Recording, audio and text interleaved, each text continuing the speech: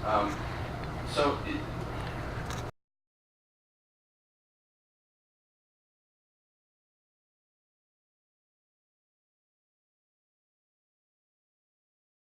for more than 10 years, the Committee on Environmental Protection has examined climate change impacts and sought to reduce greenhouse gas emissions locally.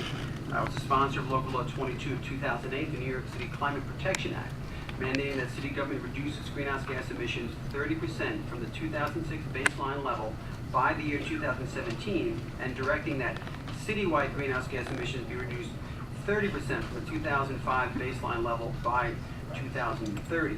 Yet last month, according to the U.S.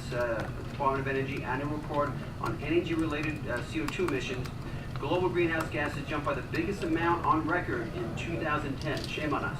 With the U.S. being the second largest source of greenhouse gas emissions in the world. According to the DOE's Carbon Dioxide Information Analysis Center at Oak Ridge National Lab, the latest figures put global CO2 emissions higher than the worst-case scenario described by the Intergovernmental Panel on Climate Change in 2007. There's so many great things that the Bloomberg administration is doing in partnership with the council to try to implement the full vision of PlaNYC.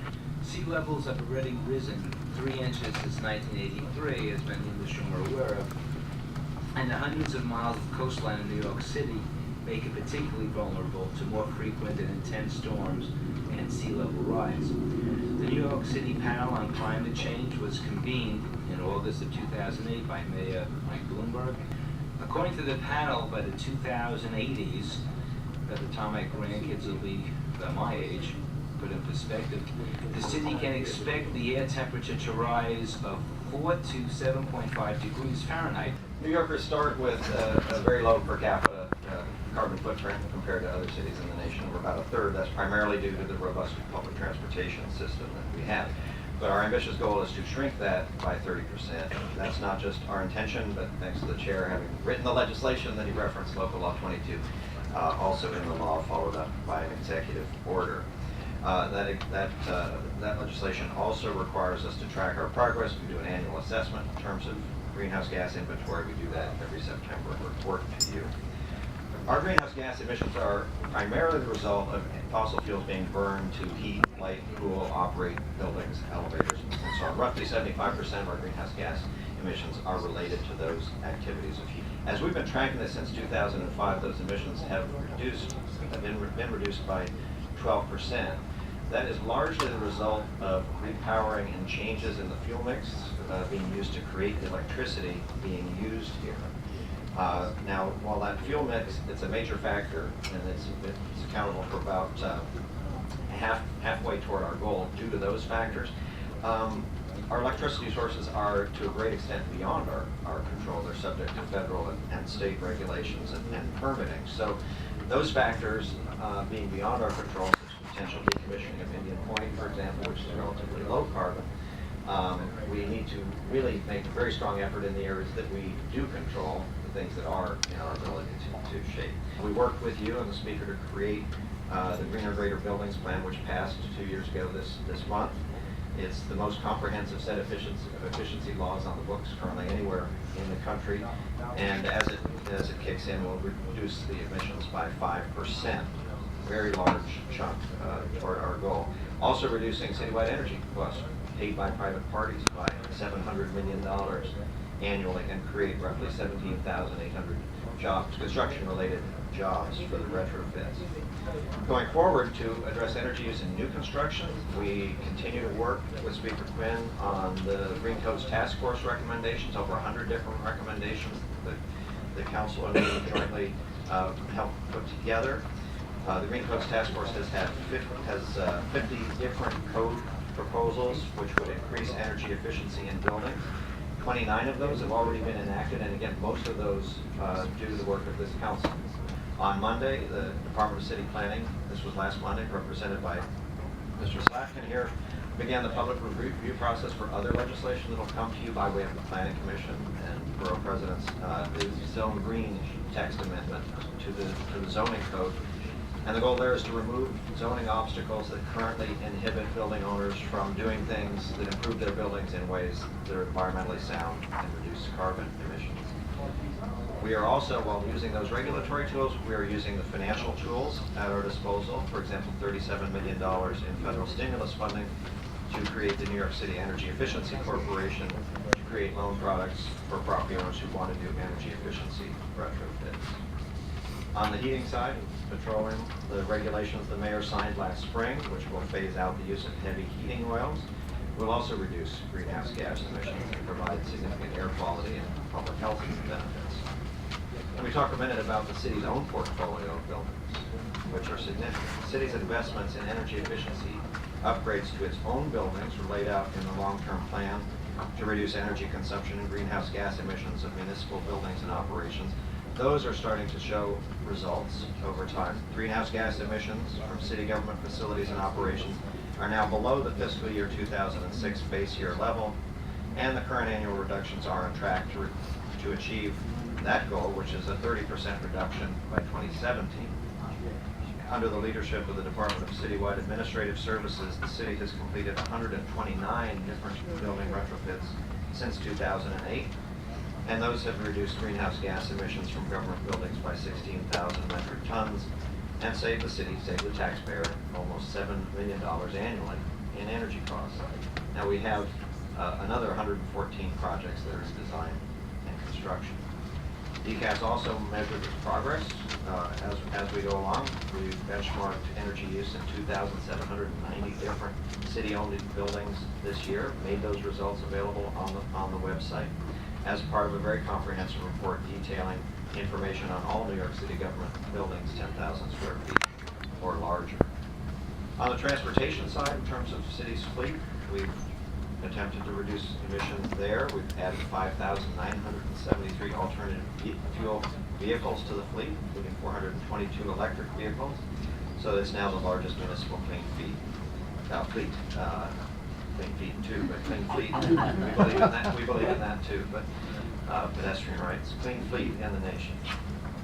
Solid waste, again, I mentioned being accountable for 3%. We are working to reduce the amount of solid waste we export to landfills because it decomposes and emits methane, which is a very harmful greenhouse gas, as well as to make our solid waste management system more efficient by shifting garbage from long-haul trucks to rail and barge. And again, some of this predated PlaNYC. That was actually the product of the swamp, which the council worked very close, solid waste management plan, that the council worked with the administration and the communities on to shift. We now have 30% of the solid waste moving out of the city by rail and barge rather than by long-distance trucks. Just like the MTA financing, there are other state and federal policies that are beyond our control, but that we need to weigh in on and that are important.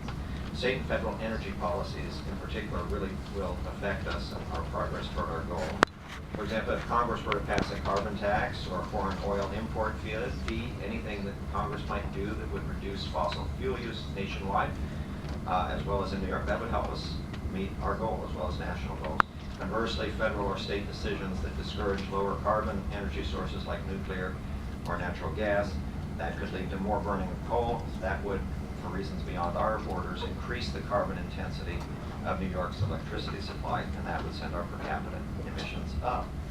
Even if we as a city or as a nation or if everybody in the world could magically cease all of our emissions tomorrow, the science is irrefutable that enough atmospheric change has already occurred that will alter our climate and affect future weather patterns. We need to be responsible for addressing that. In other words, we need to increase the city's climate resilience, which is defined as our ability to withstand and recover from extreme events and environmental changes. New York City has always faced heat waves, snowstorms, high winds, tropical storms, storm surges, lightning, torrential downpours.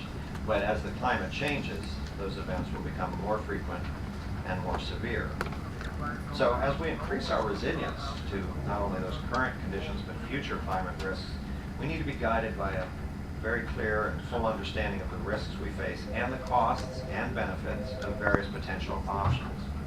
Using a risk-based approach built on hard science will allow us to pursue and implement the most effective initiatives to protect our city and its residents. We need to consider both structural and non-structural measures to protect buildings and shorelines, whether it's from erosion to prevent flooding or reduce wave and tidal action, maybe different phenomena in different places.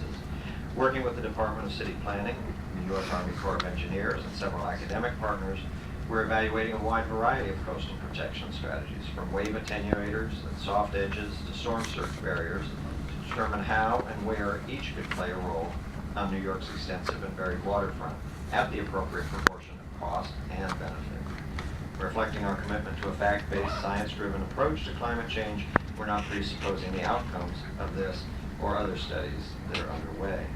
But in the meantime, we're not waiting. In advance of the task force report, several city projects are already being built that address climate risk, and that's taken into account during the design. Parks, such as the Brooklyn Bridge Park and Governor's Island, include shoreline treatments such as riprap and salt-resistant plantings that can accommodate flooding. The entire Willets Point development site in Queens is being elevated out of the floodplain. Several wastewater treatment plants include floodgate gates and plans to raise critical equipment above future flood heights. To better manage rainfall, which the NPC projects will increase by 5 to 10% by the end of the century, the Department of Environmental Protection is investing $1.5 billion as part of the PlaNYC Green Infrastructure Plan, which will capture or detain stormwater before it can enter and overwhelm the sewer system, causing CSO phenomena. A white or cool roof that reflects much of the sun's energy and reduces air temperatures and the energy required to air condition the building. Cool roofs can lower air pollution and greenhouse gas emissions by reducing electricity demand.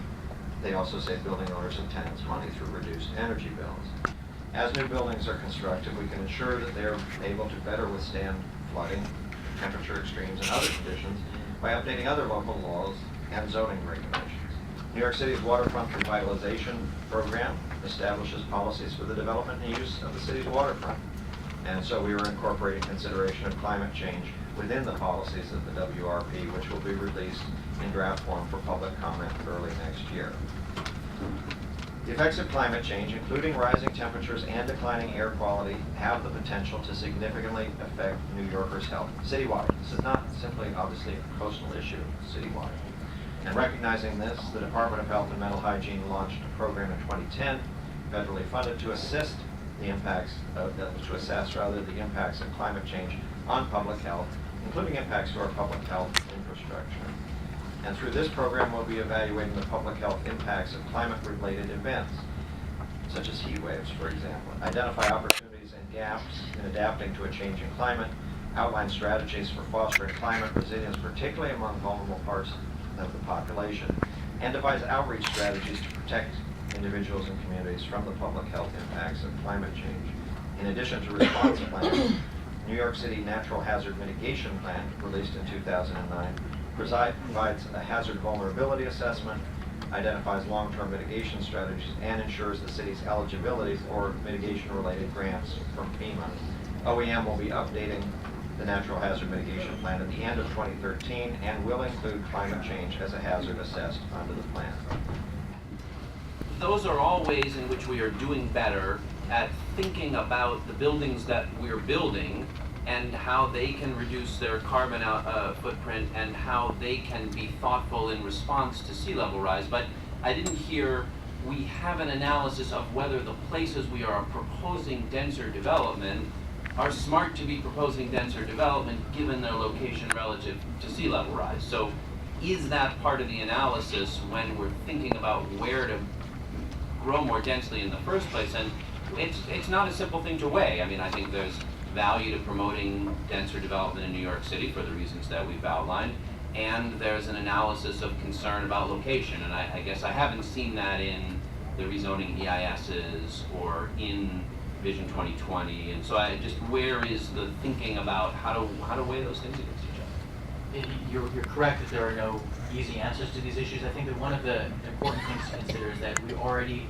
have throughout New York City people living on and near the waterfront in the coastal area. We already have over 200,000 people living in the 1 in 100-year flood zone, and over nearly 500,000 living in the 1 in 500-year flood zone. We have to work on the resilience of these existing communities as well as the future communities. And the idea of new development in areas that have by and large already been developed one way or another is one that we have to consider. We only have a finite number of areas within the city with which we where we believe we are able to grow. So is there an analysis of how many more people will be in those flood zones as a result of anticipated development from the rezonings that the administration has moved forward? I don't have an analysis with me, but Shouldn't we have one? We do look at all these things. We have quantified this as part of our work on Vision 20. Okay, so I guess maybe let me just ask as a follow-up item, if we could get an understanding of how many more people are in zones 1, 2, and 3, or anticipated to be in zones 1, 2, and 3, as a result of the rezonings that the administration has moved forward, and I guess mostly has moved forward rather than is contemplating. I think that'd be very helpful. I mean, and again, I think it's a hard question, but it's not clear to me that we're actually gathering the data and analyzing it. We ought to know, and we ought to have a rationale that the carbon reduction impacts of doing it are bigger than the risks of adding more tens or hundreds of thousands of people to those zones. So I'd really appreciate that follow-up. I was encouraged to see in the testimony that there's a group of people kind of looking at the sort of infrastructure questions about altering the design and operation of the city and its facilities to anticipate coastal flooding. I guess my first question, maybe this is for Mr. Bragdon, is what's the timetable for coming out with a report with that analysis? Councilmember Lander, that's the task force that is composed of the different agencies that own and operate this infrastructure that will be reconvening next year. I believe they'll have some drafts later on in the year. So we'll see something in 2012. That's correct. Okay, now I wonder, I only see Europe from afar, but I know on the Thames and in the Netherlands there are floodstorm gates. Are proposals of that magnitude, which are obviously ambitious and I assume would cost many billions of dollars, being looked at by this task force? Are we gaining a sense of what it would take to do that, whether it's at all realistic or sensible, what the cost and impacts would be? Councilmember Lander, that is one of the approaches that will be evaluated. It's not the same task force. The task force I was referencing earlier is the task force that consists of the agencies that own infrastructure on the land. In terms of evaluating installations in the sea, yes, that will be evaluated, and that's a different group related with the Army Corps of Engineers. You're quite right, those are very expensive. Where they have occurred elsewhere in the world, it's generally with the support of the national governments. They're generally not something that a municipality, even one of this size, is able to bear. It would also need to be evaluated in terms of the overall costs and benefits. We have a complex estuarial system here. There is no one single entrance to our harbor. It's we have varieties of ways that waters flow.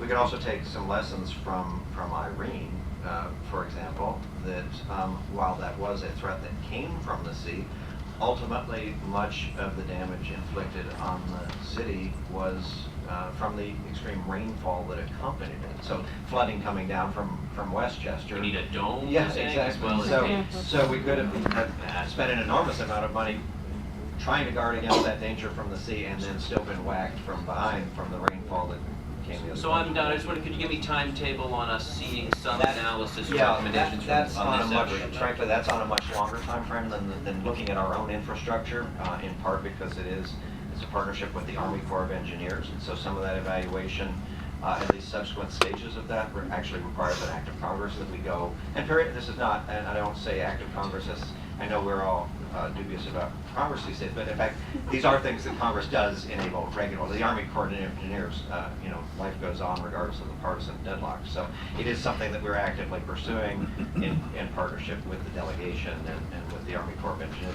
The District Corps are very good partners on this, and obviously federal involvement would be essential. So it's not something that's likely to happen in the next 6 months. Thank you, Mr. Chairman.